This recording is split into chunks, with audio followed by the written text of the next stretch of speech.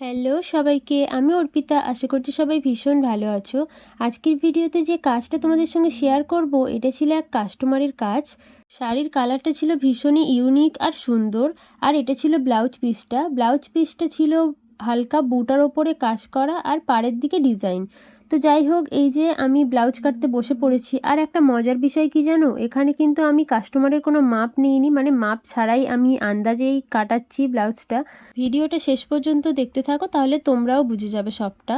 তো এখানে customer design আমাকে পাঠিয়ে দিয়েছিল, তো সেই অনুযায়ী ডিজাইনটা করার চেষ্টা করেছি।